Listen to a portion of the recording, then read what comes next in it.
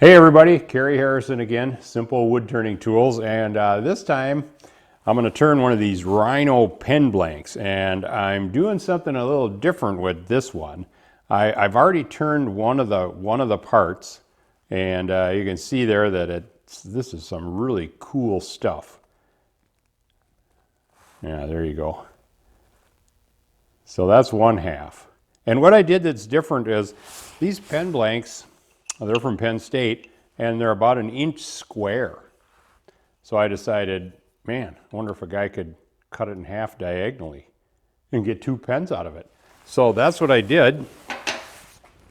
And you can see I got the second part of my pen on the mandrel already, and that's sort of what I came up with. So I cut it in half diagonally, and then I clipped the corners off on the bandsaw too.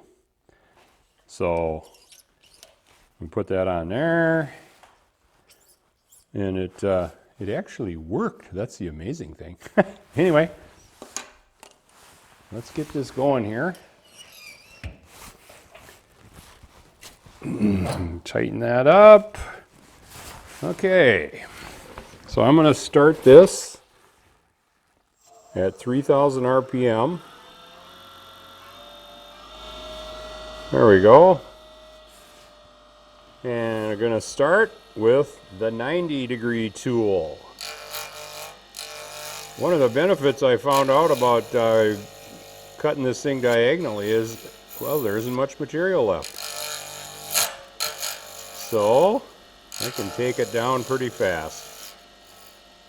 And this 90 is the tool for roughing again. As you can see, it's working great. I'm going to go over here to this end, shape that.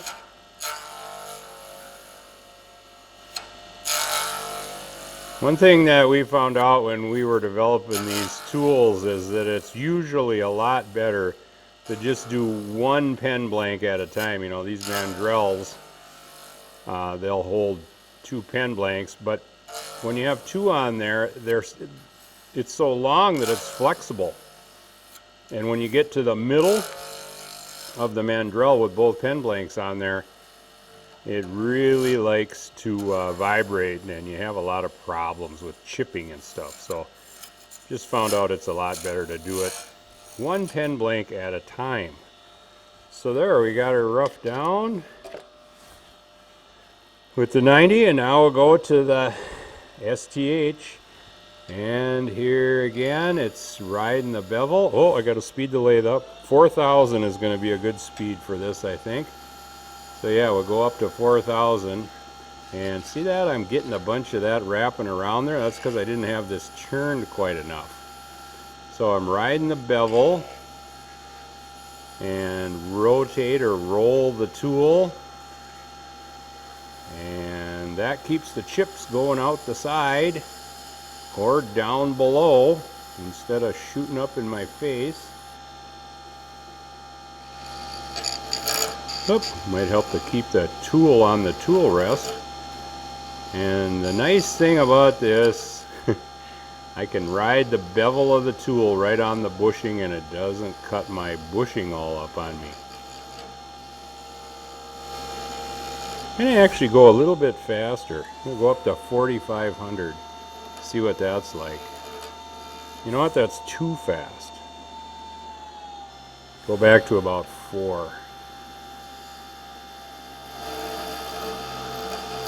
Hard to not get it to wrap around sometimes. I think what I need to do is lower my tool rest just a little bit.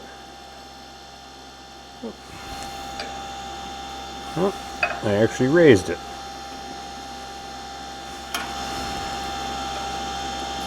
There we go. So when you're using these tools, they work like a spindle gouge. You actually want to cut above the center line of the lathe. There we go. Got just the right cut there.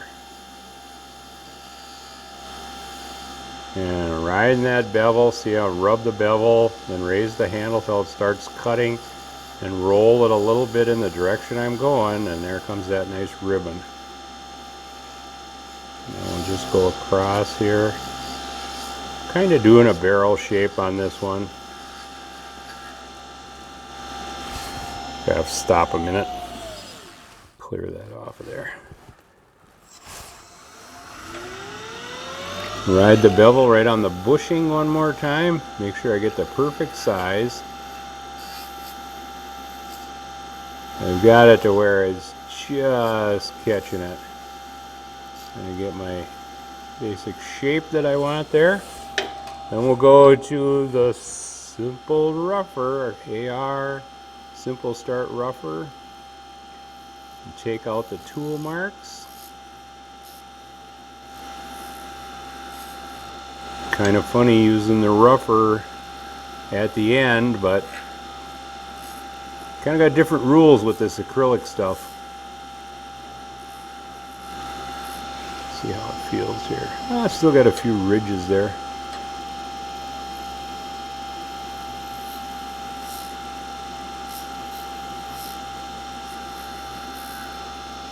I found out sometimes if I go really fast back and forth, that really takes the high spots off. Doesn't get to give the tool a chance to get down in the low areas. Yeah, pretty good. I still got a few bumps there. One there and one about right there. Now we're looking good.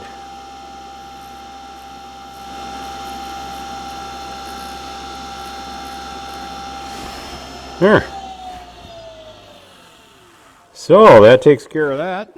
And what I'm going to do this time is I'm going to polish this up and put it together, and then I'll be back and show you the finished pencil is actually what I'm making.